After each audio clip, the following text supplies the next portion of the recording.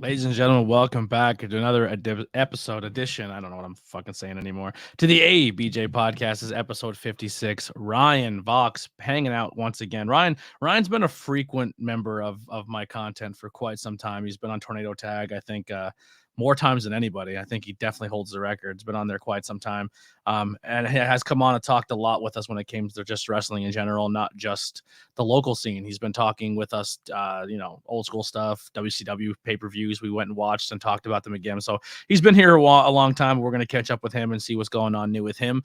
But before we get into that, guys, it has finally happened. A whole store fully dedicated to vintage wrestling. They said it could never be done, but I've seen it with my own eyes. Suplex Vintage Wrestling is a store curated by wrestling fans for wrestling fans. Located on 5th Street in Philadelphia, Pennsylvania, just 1 block south of South Street in the heart of the Queens Village. Their shop features the largest collection of vintage wrestling apparel under one roof. Their selection includes classic designs from featuring your favorite wrestlers from the Golden Age, the Attitude Era, Internationals, Indies, and more. And if you're tired of watching premium live events or pay-per-views at home, then SVW hosts the best watch party since your best friend Kyle's party when you were 12 years old. And actually, they're hosting one for Night of Champions, and I will be in attendance. So if you want to come hang out on I think it's the 27th, if I'm not mistaken, come on out to Philly. They're having a watch party. There's a lot of cool shit you're going to do there, and I will be there hanging out in Philly. So definitely come see that. And if shirts and watch parties are not your thing, then let's not forget their selection of figures, replica belts, and not just replica belts. They have the old school toy ones too, like every era of them, which is pretty dope. Wrestling buddies, everything's there. But also trading cards. I know Vox is a big trading card guy, so he might have to come up and check out those trading cards. Hats and rare wrestling memorabilia. They have something for every wrestling fan out there. So what are you waiting for? Check them out at suplex.svw on Instagram or at their website at suplexsvw.com and let them satisfy your nostalgia needs. So huge thank you to that sponsor. They have been killing it for me, helping me out. I'm rocking the shirt today. I try to rock it every now and then. I was out the other day wearing the classic Golden Age, and I got an RVD 421, so that was kind of fun. So yeah, that's going on there. Hunter Logos by Hunter been helping me out a lot with logos, trying to help me raise some funds. Your boy is going through it right now. So any support would be helpful if you go grab a t-shirt or whatever it may be. Also in my link tree is my Patreon. You can do as little as $1 a month, $2 a month. It would really help keep the lights on. I am without a car and without a job, and it is tough keeping the lights on. And if it's getting close to a point where those monthly subscriptions are coming up and I can't renew them. So if you guys can help me out, that would be amazing. Or this podcast is going audio only soon. So it really comes down to listener support. If you wanted to keep going, that would be the way to do it. So without further, I had just dropped a bomb on you guys, but without further ado, let's bring in my guest for episode 56, Ryan Vox. Hey, what's going on, man? How are you? I'm fucking awful, but we'll get through this. Yeah, we'll get through it, brother. A lot of shit in the personal life, but we'll figure it out. We'll just we'll grit our teeth, we'll smile, and we'll figure it out. You know. That's right. We're fighters, baby. That's what we do. That's what we're trying. We're trying. Yeah. So, man, how you been? Man, I've been great. I've been so chilling and so relaxed, and I've just the past few months I've really just been working on Zen, if you will, just chilling out. And I wish I can do that. I really do. Man, I need that in my life. I need not worrying about anything. I might have something like that coming up soon, where I just go and I'm Zen, but once again it costs money, and it's it's something where I have to, if I get a job, then I have to let them know, like, hey, I'm gonna be gone for a little bit. Are you gonna be cool with it? Type deal. So it's terrifying, but I have a Zen thing that can possibly come up in the works, but we'll see that. We'll cross that bridge when it gets to it. But you had a little bit of change of scenery since the last time I've seen you. You're hanging out over there at Orochi, right? Did I say that right? Yeah, Orochi. Yes, Orochi Pro Wrestling. And it's great because I'm just a talent. I do nothing else. And it's beautiful. You know, don't message me asking me to get your book. Can't do it, partner. Sorry. So that ain't me. It's a GM role, but it's not a GM role. Yeah. Yeah. I'm Commissioner Ryan Vox playing my role. That's it, baby. I need a role on a show like that. I love it. It's so great. Yeah, I'm excited to see them. I know there's a lot of stuff coming up. A lot of stuff coming up soon with those guys we'll be talking about soon. But let's get into the promotion. Let's talk about it. How did this promotion come about? Maybe who's the brainchild behind it, if we're allowed to talk about it, and how did you get brought in? Yeah, so I don't really know if he likes being very public about being the booker. Because he didn't the last time he was in a booking opportunity. But basically, it's the same guy that ran Quarantine for the second season. Mm-hmm. So it's going to have a very Quarantine vibe, a very old school Outbreak vibe. It's one of the guys who was with Outbreak from the very beginning. I really enjoy this guy's wrestling mind. I didn't watch Outbreak when it first was happening, and then I started catching up on it. And the people they were bringing in, the talent they were bringing in, the matches they were putting together, and the storylines they were putting together were done very well. So I'm very excited to see how Orochi carries that over. Yeah, and they're doing their whole thing. You know, it's not going to be your general pro wrestling show or anything like that. I feel like it's got more of a Mortal Kombat theme to it. You know, and it sounds like it. Yeah, so I'm not a video game guy. That's like not my world at all. So luckily I don't have to write it. But you know, as it gets explained to me, I'm like, oh, okay, cool. Yeah, I like that. I like that. There's going to be one guy going through a huge change. And I rambled on for an hour. I was like, oh my God, what's this? Is he going to do this? Is he going to do this? Wait, what does that mean for this? What is that? It's amazing the way the minds are working. And, you know, they bounce stuff off me and I contribute here and there, but it's mostly his ball game and the talent that he talks to, because he talks to him just the way I used to. Yeah. Now, every promotion says we're going to do things differently. And you know what I hear every single promotion say when they say they're going to do things differently? They say, we're going to focus on storylines. And I go, isn't that what you're supposed to do?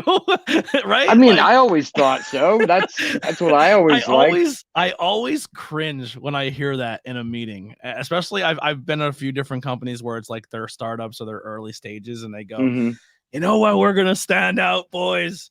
We're going to focus on storylines. And I think to myself, if you're starting a pro wrestling company, shouldn't that be part of it? Like it should be. It should be. And you know what? Be your selling point, right?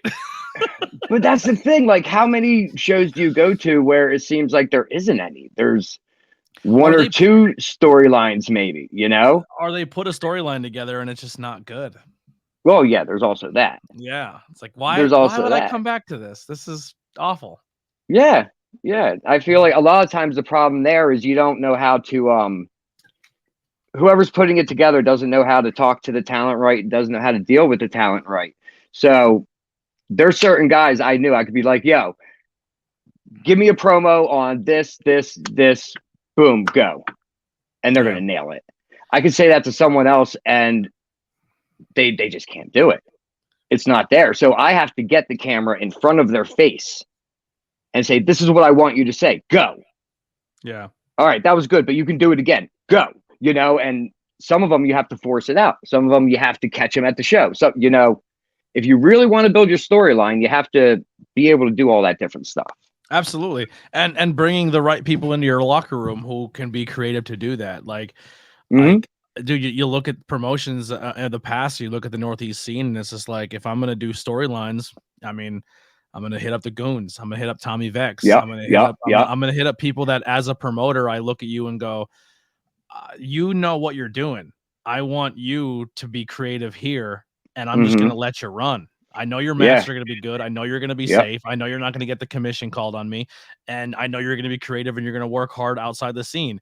And I think that, and even if you can't make their rate, at least in that aspect, a talent's going to turn around and say, okay, they're giving me a little bit of creative freedom. That makes me want to be part of their brand more, instead of coming in and being like, I know you've been doing this crazy good stuff all over the place, but now I want you to do what I want you to do. And then they just don't. I hate that. They don't connect to it. And then it just that's flat. The worst thing. And I think that, you know, and since I have no dogs in any fights, I feel like I can say this now. I think wrestlers should just say no and walk away. Yeah.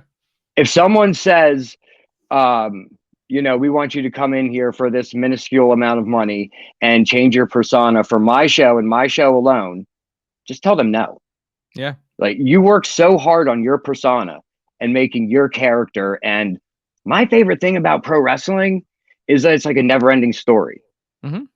And it can go from this company to that company. It's not just the indies, man. You can go back to the 80s and weave AWA and Texas into what WWF was doing. And like, it all flows. It all just keeps going. And if you just throw some random curveball in there, you're going to damage your brand. Yeah. You're going to mess up your own story. Here's how I always kind of looked at it, and I don't think I've ever said this out loud or on a recording, but I feel like a lot of times, and I might get heat for this, but fuck it, my life's a shit anyway, so fuck it. I don't have a lot of friends; they're all falling away anyway. But like, it gets to the point for me where I think like wrestling schools and promoters and bookers take too much credit for what people do outside of their own reach, right? So like someone comes in and they turn around and say, okay, I was trained by you, I went to your school, I used to work for your promotion, and then I left, and then I blossomed. And then that person goes, well, they were here first and I taught them everything they know. It's like, no, you should be proud of them and not trying to steal as much thunder as you possibly can for their accomplishments. Right. So like, but like, imagine like these promoters come in and they book this talent, and you turn around and go, okay, I do have two guys who don't really have a character. They don't really have anything going on the scene, but I see a vision in them. And that's the guys I want to make in my promotion. But then I'm going to bring in these 5 or 6 guys on the indie scene who have some cool stuff going on that can carry storylines over to our promotion, and I'll take a back seat and let them take that role. And I think a lot of that comes down to the ego, like where bookers or promoters go like, I don't want somebody else's stories on my story. You know what I mean? But it's just like, yeah, sure. They hate on WWE when they take a guy from the indie scene and completely transform him into something different and give him a new name and make them completely not what you fell in love with. But then you want the same independent talent to come to your promotion that's going to draw, let's say, 150 people, and you want them to tear away everything they've been working on for the past 2 years and do it for you with no budget. You know what I mean? It's just like, it doesn't make sense to me. Sure. Although to that point, if it's WWE asking you to change your persona, at the lowest, they're going to give you, I think it's like 35 grand a year to go to the performance. Name me an indie company that's going to give you 35 grand a year to change your persona. You know, a guy like Sami Zayn, or we'll even do now in the indie scene, a guy like Jordan Oliver, a guy like Effie, a guy like they're probably making more than $35,000 a year. So why would they go? Well, you know what I mean? Of course they are. Of course they. Well, if they want to be in the WWE and they want to chase that particular dream, that's what you're going to do. There was just an article, I think, last week where Sammy talked about it. Yeah. AJ talked about it too. He went from $100,000 a year on the indie scene to $36,000 his first year on NXT. Yeah, and then AJ Styles is real quick to point out that $100,000 in indie money is a lot different than $100,000 in WWE money. You're working real hard for that $100,000. It's a lot different. Yeah. But it's, I don't know, it's weird, but like kind of it'll stem back to this question. Like I said, I know you're not actual management, but where does Orochi stand out? What does Orochi feel like is going to be different in that aspect when it comes to a locker room environment or what they bring to the? I personally have not seen the first show, and I do apologize. I will be at the next one. But what is the vibe? What can fans expect when they go to a show? It's grittier. It's not sports entertainment. You know, there'll be some aspects there. There'll be a character here and a character there, but it's more fight driven with storylines mixed within it. But it's about the fight there, I think, is what, they say, you're coming to the war grounds. Okay. We're going to fight here, I don't think he even has any established championships at the moment. Does it sound like it's more of a Lucha Underground feel? Maybe to that extent. I would doubt that it would be quite that cinematic. Okay. But probably more along those lines. Yes. I love it. Well, there's definitely one thing for me when I look at the poster for the show for Ground Zero. Yeah, for Ground Zero. And I'm going to pull it up here real quick and put it up on the screen. Here's one thing you don't see a lot of in the Northeast, or just in a lot of promotions, is look how much representation's on that poster. Oh yeah, everything. Everyone's represented. Well, almost. Yeah. Almost. Yeah. But I'm saying is like, go look at some posters that are out there right now, and you look at their poster. Not that much representation on a poster. Right. And take a look at a lot of these guys and these gals here. It reminds me of I don't know if you were around when Rampage was at its heyday, but we always called Rampage the island of misfit toys. Yeah. You know, we were the broken toys no one else wanted to play with, so we gonna play with each other and we're gonna have some fun, you know. But man, if you don't want to play with half of these toys, you're a fool. Because if I was starting a company and Deshaun Pratt was willing to walk in, Merrick Miami was walking in, Arthur Amato was walking in, Riley Crow, James Grimm, like Al, they're the ones I personally know and I've worked with. But that's stacked, man. Oh yeah, man. Yeah, I can't wait for it. And I don't think I've ever gotten to work with Pratt before, so this will be fun. Really?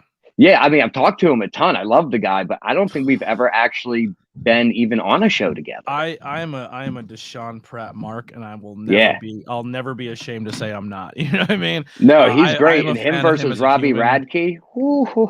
Yeah, I'm a fan of him as a person, and he is the next guest. So that will be tomorrow night at 7 o'clock. So if you want to hear some Deshaun Pratt stories, this guy has been through it all, and that will be happening tomorrow at 7. So, June 3rd, they're saying Rampage is back.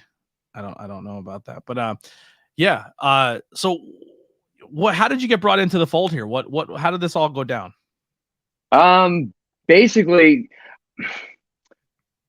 Quarantine left the Outbreak brand when we were going to start transitioning over, and Quarantine management had issues with Outbreak management, nothing to do with AXW management. Yeah, had issues with Outbreak management and decided they didn't want to do it anymore and they wanted to walk away. And I fully supported them in that decision. I said, yo, I'm always here to talk to. I'm always here to bounce ideas off of. I'm the boy. I'm gonna help you out whatever way I can. I don't have a dog in the fight, and I'm not shooting from the hip, and I'm not trying to be mean or malicious. But I'm someone who didn't know the backstage stuff at that promotion. I wasn't privy to anything. I'm just a guy who sat down at a table and called matches. But you can definitely tell that there was a difference of opinions on how each brand should be handled. And it showed in the title match to me. I did not like the way that was handled. I'm just going to be completely honest and truthful on it. I thought it was very, very especially with the talent that they were going to use and just kind of taking that talent and kind of saying, see you later, dude. And I was like, that's the guy you release and not work with. Yeah. That was one of my moments where I had a reaction that people didn't appreciate. Yeah. I wasn't a huge fan of it. It's hard, man. And this is why I think my heel commentary is fun. Cause I don't give a shit when I'm heel commentary. I just say what's there.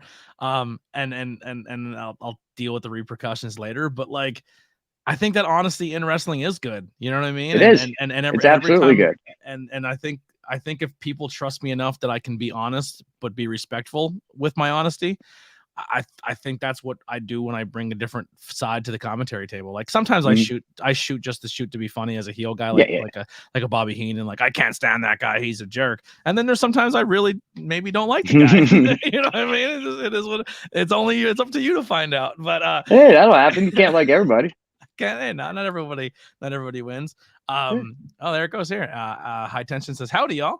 And then they said everybody was perplexed at that moment. Yeah, I totally agree. I think the smart fans, and then I think the people in the back, and I think the people involved kind of see that happen, and they're like, that didn't make any sense. Why do you go that route? But once again, it's not our call. We're there just to do the job. But yeah, so they kind of separated, and then that became the Orochi thing, just to kind of get us back on track of how you became involved. Yeah, and so then when my tenure with AXW came to an end, the first person I actually hit up was Tyler, laughing. I was like, well, I'm fired. We had seen this coming for a while. We had at least felt it coming for a while. And we just started laughing about it. He's like, so you're full-time with me then? I'm like, of course. I was going to be there anyway. So yeah, man, let's dive in. Let's get dirty. Have fun. Yeah. So what's the vision when it comes to the future of Orochi? I don't know. That's all on him. I have no idea. I know that he does want to get out of Jersey. I love Riverside, New Jersey. It's where I got my start. In my first year, I had a lot of matches there in that very building, Turner's Hall. But It is tiny. It's very small. So you're going to we're going to outgrow it pretty quick.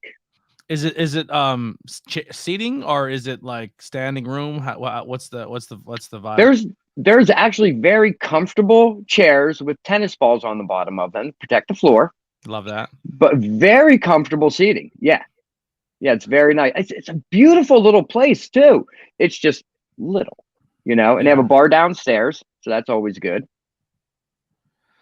So just kind of looking through the roster here, I think one of the best things they did, and I give a lot of credit for, I think it's a really smart idea, is they went through and they put out bios for their entire roster.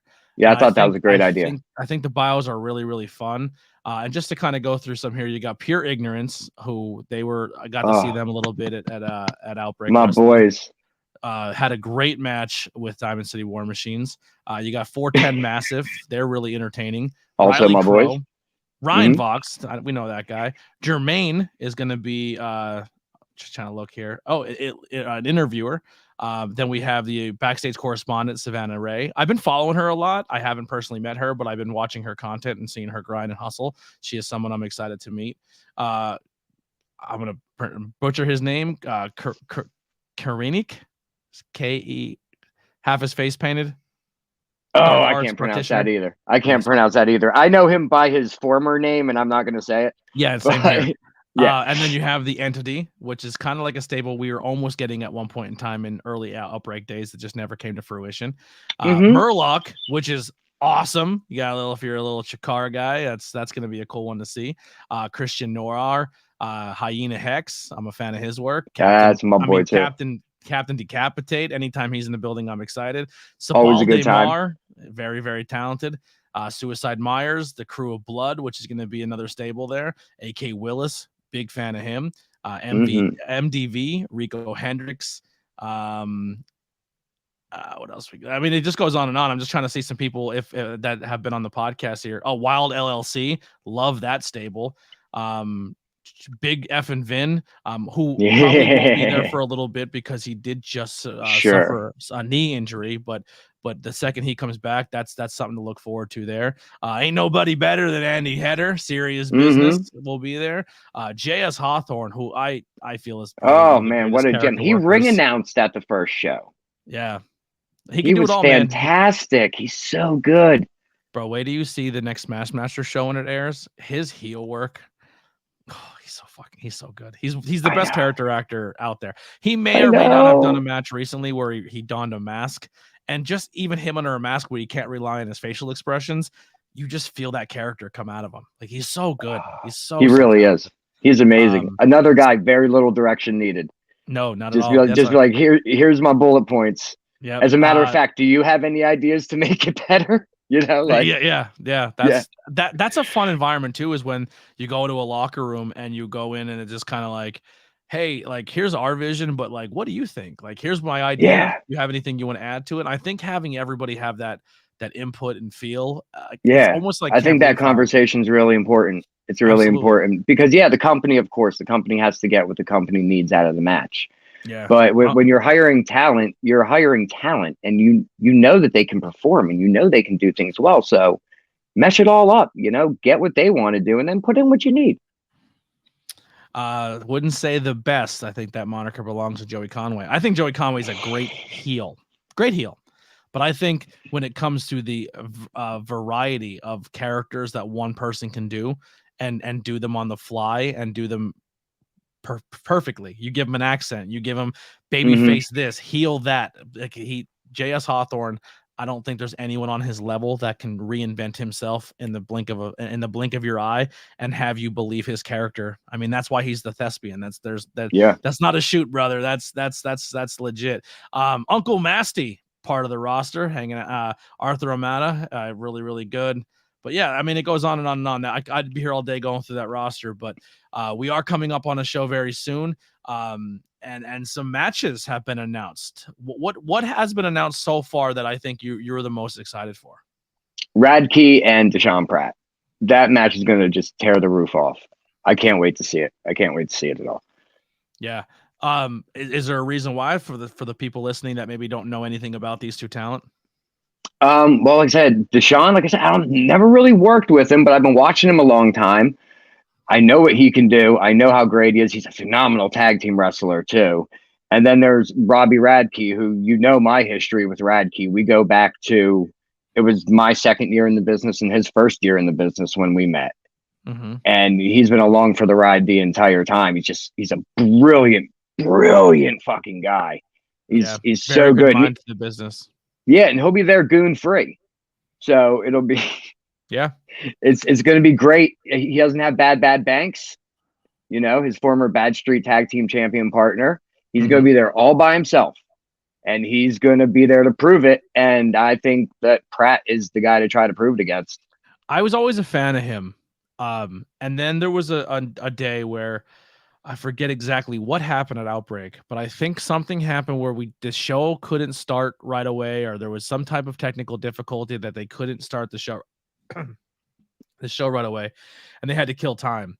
And I remember they killed it with promos. They said they sent you out to do a promo, they sent Header to do a promo, and then they sent Robbie to go out to do a promo before the show even started. And it was during that Header Robbie promo rivalry. I think it concluded that night with a tables match, if I'm not mistaken. Okay. And Robbie cut a promo that I thought was so good, and I was just like, it made me see him in a completely different light as a talent. I was like, this guy's good. And then when he then started doing stuff with the Goons, it's like, oh, that's only going to enhance that story, because he's a good mind to the business. Yeah, and then how we say Deshaun Pratt was the first guy to break the internet on the independent wrestling scene. Guy's been around forever, has worked them all. He's now one of the head trainers at CZW. He's been through more adversity and ups and downs in a career than anyone can even imagine. And just to see those two veterans cross paths and have that showcase match is going to be really good. Yeah, I'm excited for it. A lot of these guys I'm not super duper familiar with, so I'm also excited just to see them and to see what they do. The last show had a lot of Chikara talent on it, and I'm really not familiar with that. I'm not really into that universe. Yeah, and I was really impressed by a lot of them. Who stood out for you? Oh man, I'm gonna be so bad with their names. Air Raid, was that the name of a tag team? Oh yeah, Mach 10 and Razor Wing. Yes, they were really good. Yeah, they were really good. Who else did I see? King Crab? Yeah. I used to know him as Hermit Crab. Yep. But yeah, King Crab, he was there. I remembered him. I actually wrestled him once. Well, Vox, while we're on the subject of King Crab, are you going to prom? No. You should come to prom. Is that a Chikara gimmick? Is that what they're doing? No, it's high tension. They're doing the high tension prom. Yeah, prom, and it's King Crab's prom. King under the sea, King Crab prom. You should come out to prom, man. Under the sea. Oh, that's fun. I'm gonna be in the corner with a flask drinking. So. Nice. Yeah. Nice. Oh, that actually sounds really fun. Yeah. I never went to my prom, so. Me neither. This is legit my first prom. Yeah. Those are all the ones that are just popping off my head right now. But yeah, they had a decent show. The crowd was very light. Yeah. You know, their first time in that town. I don't think they had a chance to do any like in-town promoting, really. It didn't seem like it. But hey, I just so happened to recently learn a whole lot of how to do that stuff really well. So promoting in towns and you know, my former occupation here in the business got a little crash course in it late in my run. So I picked up some things. Yeah. That's exciting. Yeah, you're always learning. I said to one of the guys, and I got a cross eye from him. I said, you know, man, if you're the smartest guy in the room, it's time to get yourself in a new room.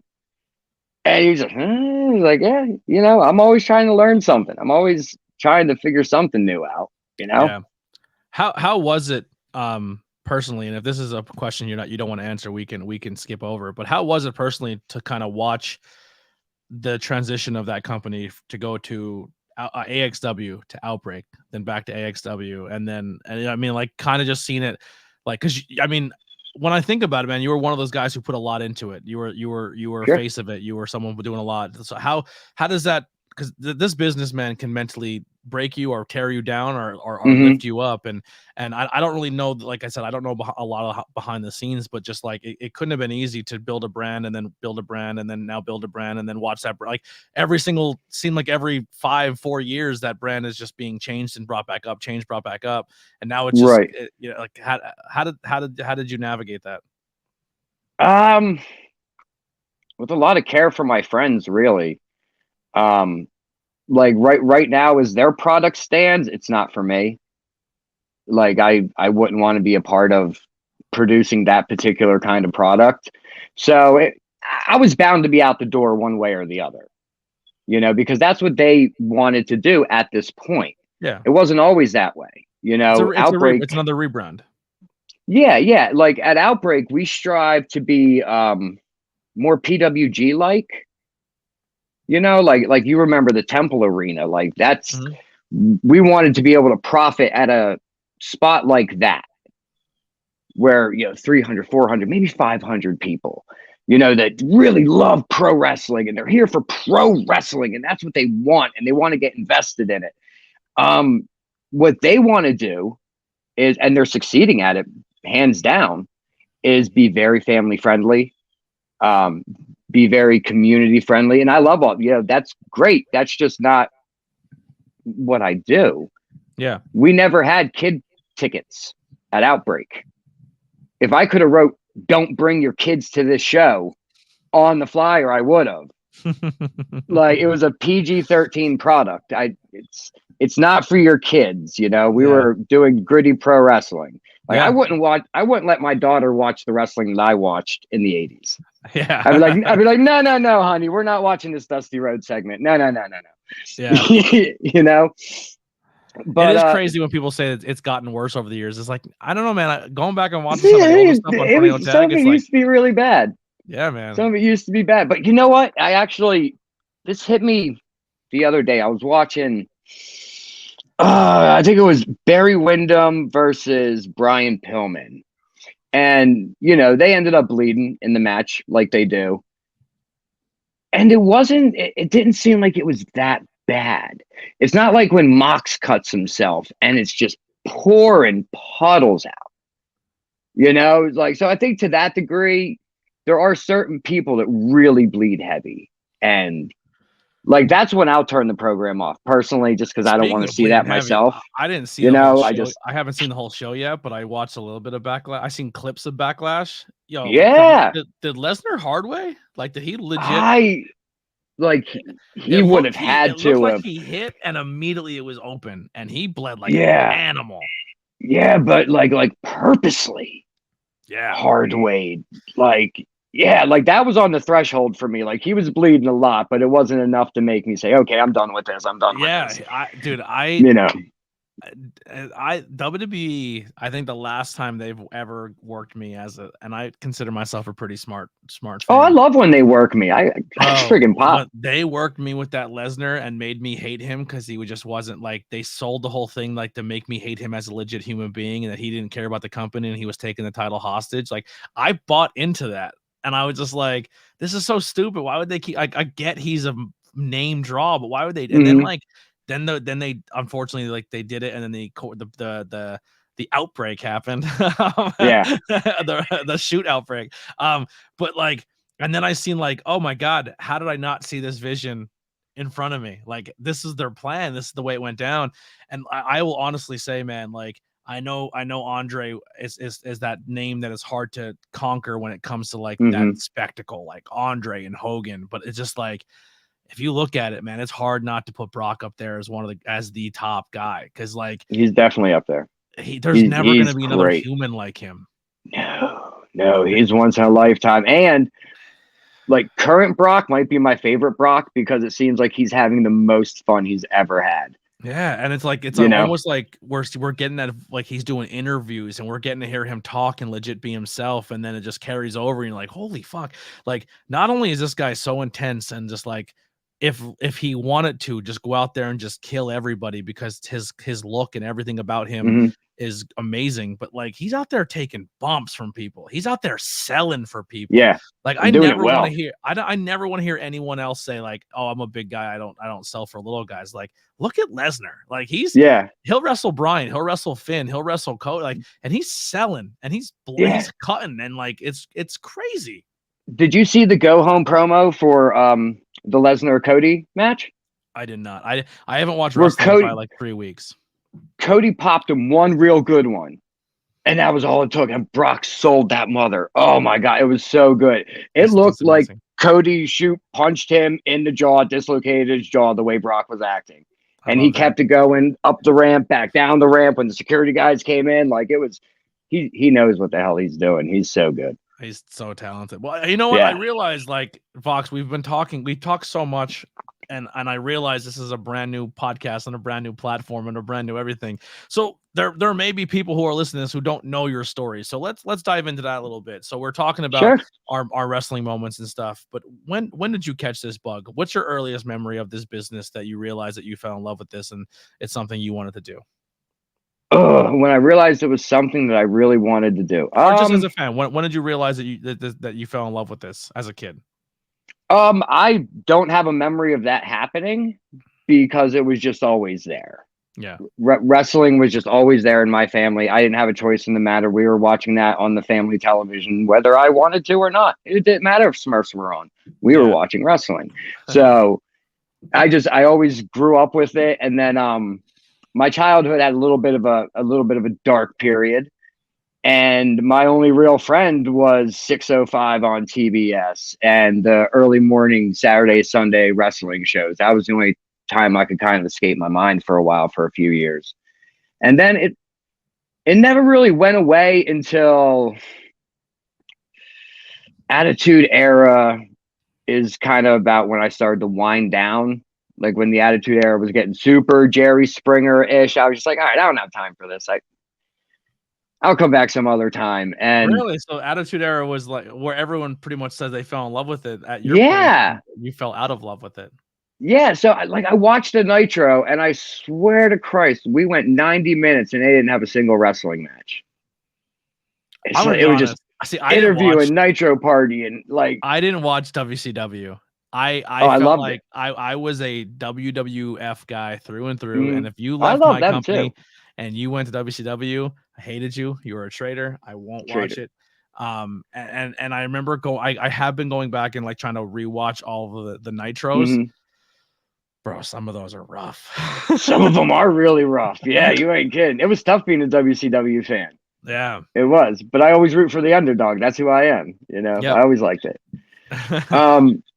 Yeah, I don't think I came back around to it until I was, here and there I would catch stuff. But I didn't get heavily invested again until I met a dude named Davey Bly. And he was the bass player of another band that my band used to play with all the time. And eventually circumstances happened and he ended up playing bass in the same band as I was in for a while. And that band kind of fell apart right around Pipe Bomb era. So now I'm heavily invested in it, and I've got a whole bunch of friends on Twitter and we talk about wrestling nonstop and we're complaining about this, complaining about that. And I'm not a complainer. So Davey and I were talking, we were like, well, why don't we fucking do something about it then? And I was like, okay, well, I'm a little guy. I can't really wrestle, but I'd love to manage. I could manage you. Yeah. Let's go find a wrestling school. And we found the Dungeon through Steve Carino, who I, in one of my bands, had written theme music for. So that's how I kind of got my in. And he introduced us to the Mess Brothers and the Dungeon. And it went off from there. Davey ended up going to a school not just closer to his house, but like 2 blocks away from his house. Oh, wow.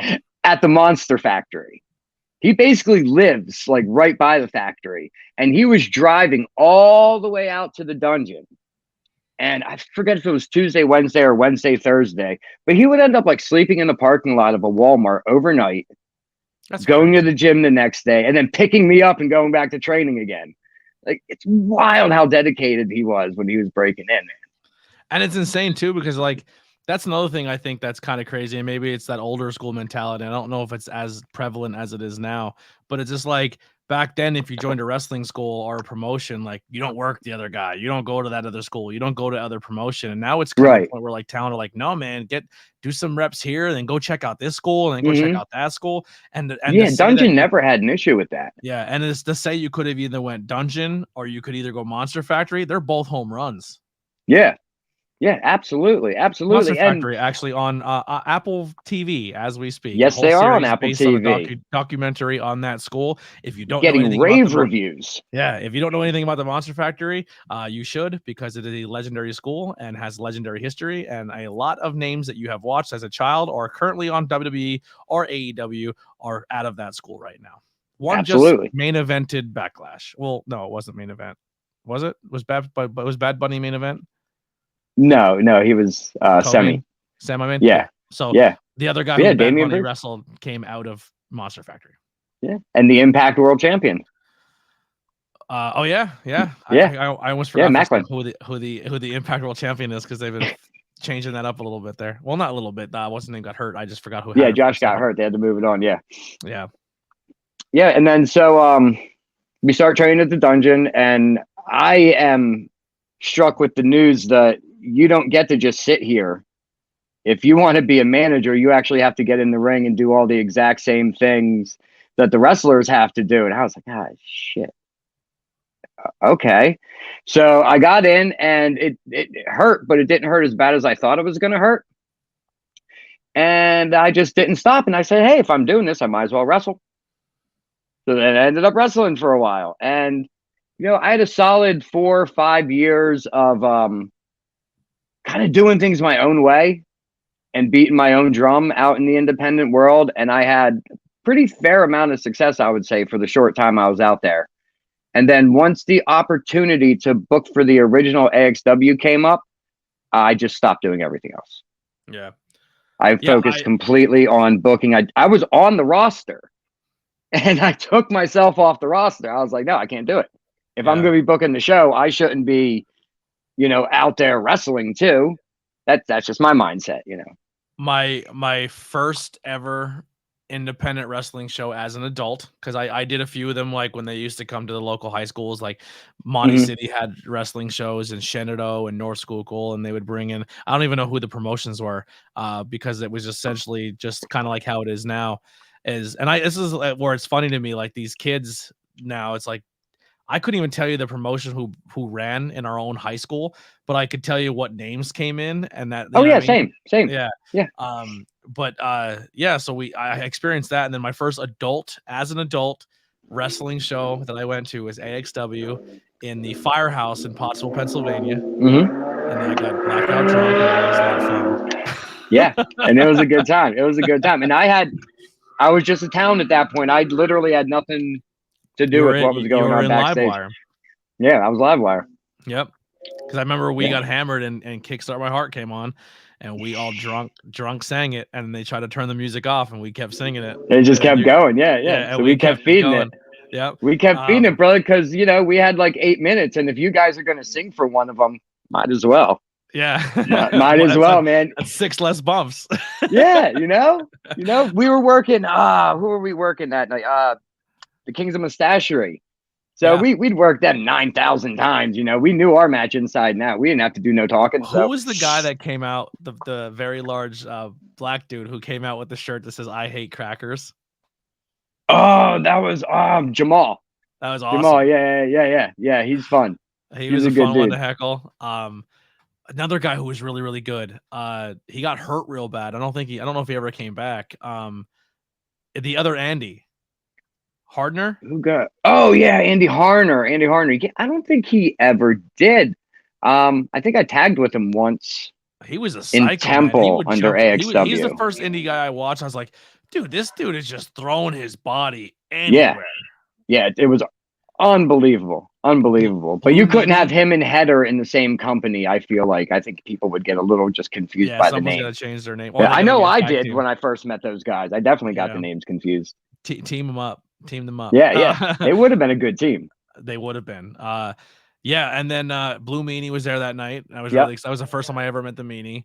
And my favorite memory from that show was Sammy Pandora versus WrestleBay or Vanity. I'm not sure what she Vanity. And fucking we got I was like, Pandora's box, Sammy Pandora. And I was just like, oh, Pandora's box. And I was just like, break that box. And I didn't know Vanity legit did Shattered Dreams as a move. Yeah.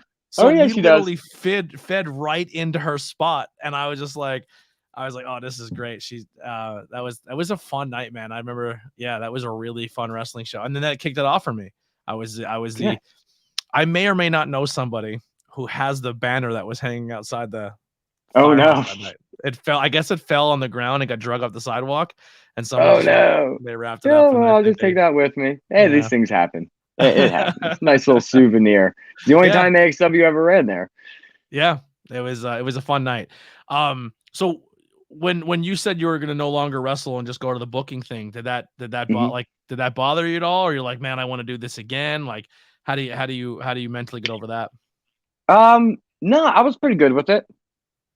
I was all right with it. I did still continue working for Rampage for, I don't know, 6 or 9 months because we had a story to wrap up. Yeah. But after that, I was completely fine with just focusing on AXW and then Outbreak and just making that everything that I could make it be. Yeah. Yeah. And I think I did pretty good, man, for a guy with no experience doing it. Dude, I think I did okay. All I've been doing this entire time. I've been faking it till I make it. Yeah, can you do this? Sure, I can. Yeah. Have you done commentary, bro? Absolutely. And then after the show, like, all right, so what is that like? Your, how many times? Oh, that was my first. That was my first time doing that. So, that was the first time I did. Yeah. What is some of your real quick before we get into that? Anyone in the chat, let us know if you have any other questions you want to ask. We are getting closer to that hour mark, and I want to let you guys have the opportunity to talk to us as well. But before we do that, I'll get to our next question. Elevation 1470 is reinventing the style by bringing traditional nostalgic apparel to the Fractal and surrounding areas of School County, Pennsylvania. They pride themselves on hometown heritage and community. Elevation 1470 is where the trail begins. You can find them at www.elevation1470.com to find the latest in traditional nostalgic styles in School County, Pennsylvania. And that's our other sponsor. And also, we talked about them a little bit too. High Tension Wrestling. Check them out on all social media and YouTube for all their awesome content. And come to prom. I need a prom date. So if anybody wants to be my prom date, I will happily oblige. I put out. So you can buy me a drink first. There you go. So the question I had for you here is what are some favorite moments of the brands and the changes that it's gone through between quarantine and Outbreak and then AXW, then back to AXW? What are some moments that really stand out to you as a GM, as a booker that you're proud of, or a storyline or anything like that just really stick out to you for those promotions?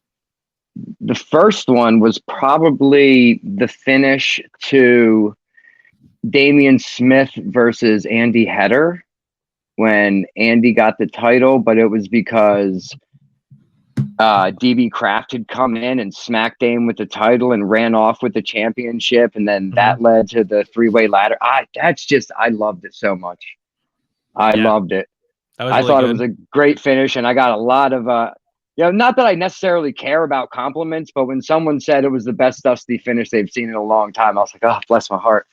Oh, thank you so much. The Ian Bush, long, slow burn. You're doing that Roman Reigns push with Ian before anybody else. Dude, we were planning this since before he debuted. Like, this has been the idea all along. Dude, he's one of the things I do miss with Ian Bush is I'm doing it a little bit now. Pull the curtain back. Kayfabe's dead. I'm doing a little bit now with Ricky Price, where we kind of have this like feud, and who else? Like, realistically, promoters don't give a shit if someone's feuding with a commentary guy. No one gives a shit. But me and Ricky are having fun with it. But like the first person I would say that like that rivalry happened is because he instated it was Ian. He's like, yo, man, I've never been on your podcast. Yeah, what's up with everybody else? Well, what about me? And I was just like, oh, I'm leaning into this harder now. And I was like, oh, Ian Bush sucks. And it was starting to build, and it just sucks that we're not in the same company anymore. Because I do respect him a lot. And he's come so far. Yeah, he's a fun dude. And then someone broke into his house, or broke into a house or something, and then they found out who it was, and it was somebody from Monte City that we were mutual friends on Facebook. So then I was saying, like, I sent a goon to his house for the title or something, like, you know what I mean? Like, like he's a super entertaining guy. He's fun. But yeah, that Ian Bush stuff was really entertaining as well. Yeah, it really was. Like I said, that was a slow, long burn, and we didn't hot shot it. We waited until everything was just right, and we had all the right pieces, and we had the next guy to build, and we knew, boom, exactly when to pull the trigger. I think perfect. Yeah. Some missed bullets. The entire Bad Street division, Radke carried it on his back as strong as he fucking could, and he made as much sense of it as he fucking could. But that shit was snake bit, dude. That shit was snake bit. Every show. Yeah, it was supposed to be a 6-man title. That was incredibly difficult to book, like as far as availabilities and getting everyone and stuff like that. So we changed it into this tag title with the Bad Street rules, and then for some reason that, oh my god, like the ladder match fiasco, like it burned it so bad. I think it was so well intended. It is. And yeah, the Bad Street, and then the way it concluded breaks my heart, just absolutely.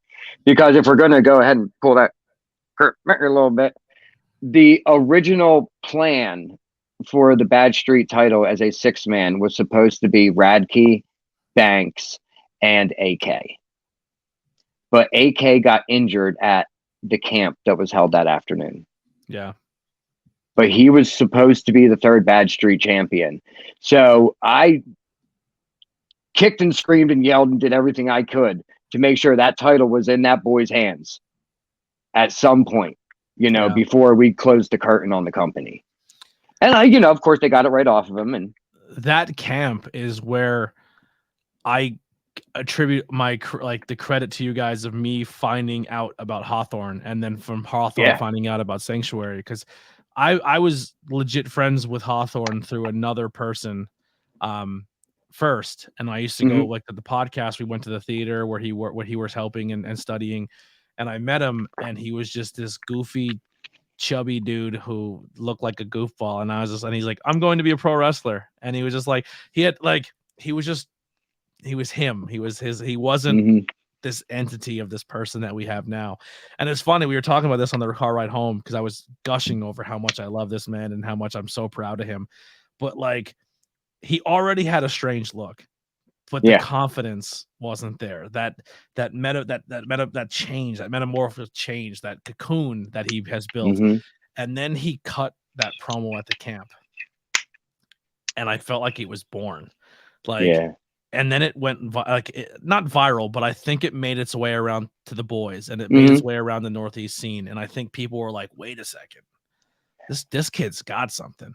And then he just kept it going and kept it going. And I just remember like finding him and then going to the Sanctuary and watching him work. And it was the same dude. He still hasn't leaned down and got to the point where he is now, but that he carried himself differently. He talked differently. His look changed. Everything about him, of just like he went from that nerdy theater kid who just didn't seem to have confidence in himself to becoming what we now know as Jazz Hawthorne, and just becoming this entity, but still not. He's not an egomaniac. He's still helping everybody around him. He's still extremely humble. And if I was saying this in front of him, he would probably get teary-eyed and say, "Stop it, stop it, stop it." But it's just watching his growth and development, and it started for me to believe in him, because when he told me, I was like, get the hell out of here. You know what I mean? Like, you see some of those people are like, bro, sure. Have you seen your bright red hair and your weird haircut and your big, huge, bushy beard, and you're kind of and then that promo hit, and I was like, wait a second. Yeah. Wait a second. He's found something. Yeah, that was our introduction to him too. And then it was just, and he was a big part of the real Quarantine series. He was a really big part of that. So talented. But yeah, that's a highlight for me when it comes to the branding of both of them.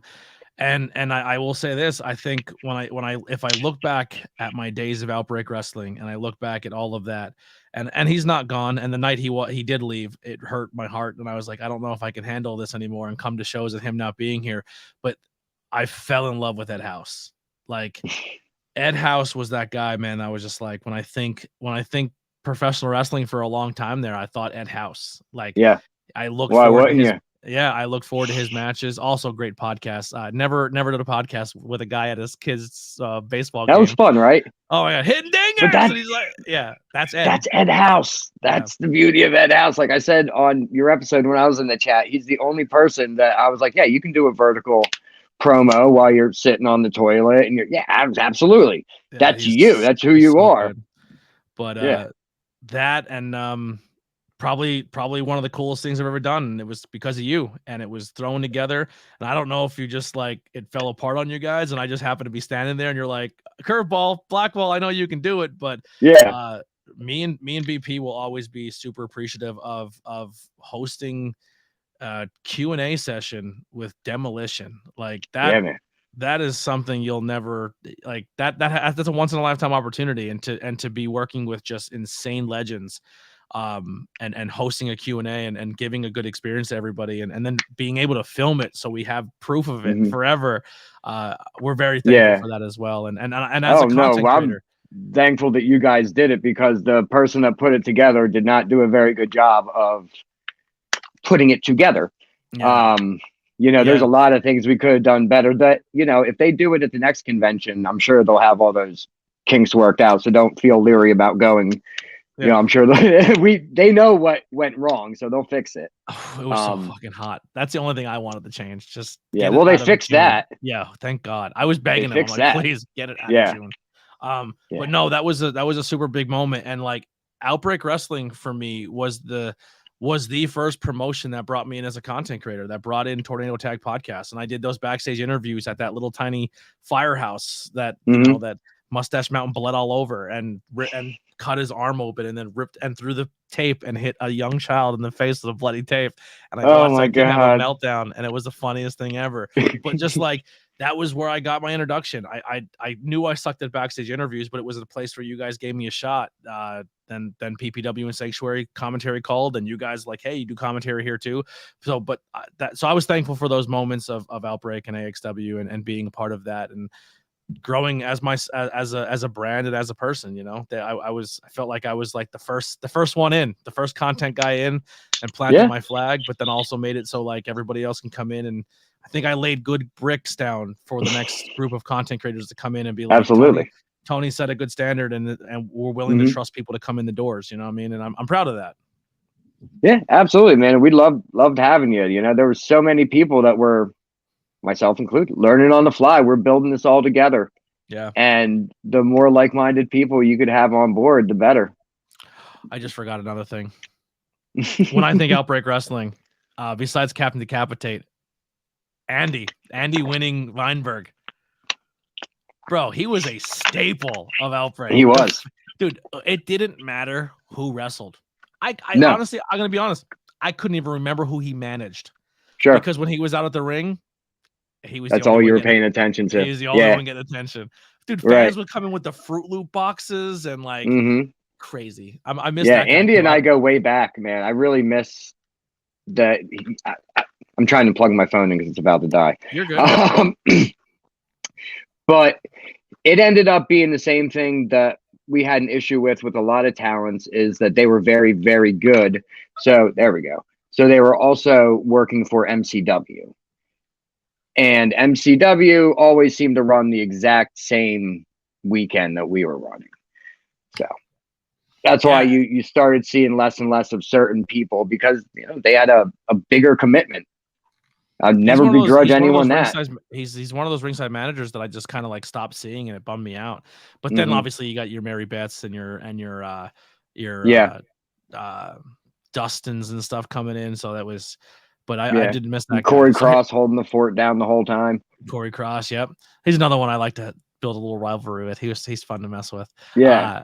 If you could write a letter to a younger Ryan Vox, what would it say? Fuck them. Do what you want, man. Fuck it all comes out in the wash. Yeah.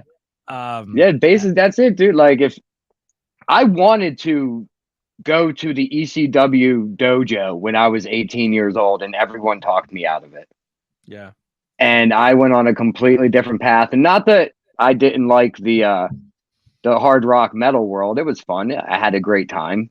But everything I did on stage was a parody of something I had seen in wrestling. I was just channeling wrestling onto the stage. Yep. You know, I needed a wrestling ring to produce what I want to produce. Last one here, and we'll get out of here. Ryan Vox, did you like working with Bill Brown in Lancaster Championship Wrestling? I did not. Not that I didn't like, but I never worked for him.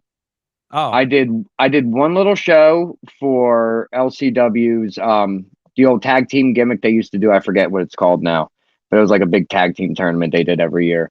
And I was honored. I really was, honestly, to be a part of this. And then I rolled in and found out that we were just a squash team in a 4-way tag match. And I was like, fucking sucks.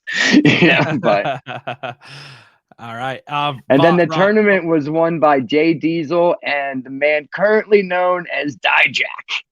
Really? Yeah. I love that. Yeah. Ryan, where can people find you, and what do you want to plug before we get out of here? Orochi Pro, it's July 8th, Ground Zero, Riverside, New Jersey, Turner's Hall. Oh, we were going to announce a match.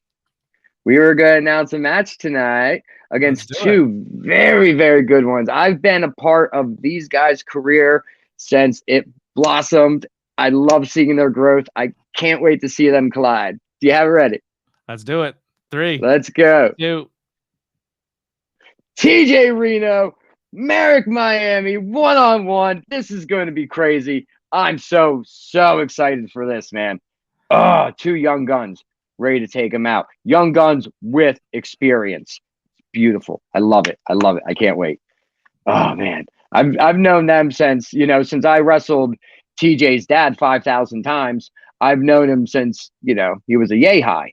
And I believe I was there for Merrick's first wrestling spot ever. He was little bit on the south side of being an adult, cross state lines with a mask on, but we had some fun. We took care of him. Him and his headers match was very, very good. Right? Yeah. Right? Yeah. We'll get one last question here. Justin Williams says, will Silver Assassin be there? I think Silver Assassin's back off in parts unknown, man. I don't know if he's ever coming back. I heard some rumors of DK3 being around, but there you go. All right. Where else can people find you? Besides that, I'm Ryan Vox on every social media handle except for TikTok because I'm old and I really don't understand it. I tried. Yeah. It's essentially TikTok's in every other app right now. And well, yeah, that's what I figure. Like now we have Reels, so it's like the same thing, right? I can be old and stay on Facebook, and I can do it that way, right? Yep, absolutely. And other than that, Facebook group, Not Your Kids Collectibles. If you like your little wrestling figures and your 8x10s and your wrestling cards, which is most of what I sell, we have a good time in there too. We had a great discussion going on during Backlash. Nice. That was fun. I haven't been a part of a good old online wrestling discussion during a show in a while. Probably since the group shut down. Yeah. RIP. All right. Well, that'll do it. We'll close there. Episode 56. Ryan Vox. We'll check us out tomorrow at 7:00 with Deshaun Pratt, and then again on Thursday with Jay the Key Evans. So a lot of talk about a spectrum of independent wrestling right there. So we're really excited. Next week is going to be even more jam packed. But we'll see you guys then. We're out of here, and here's some music by Converse Kid, Billy Trey. Yeah.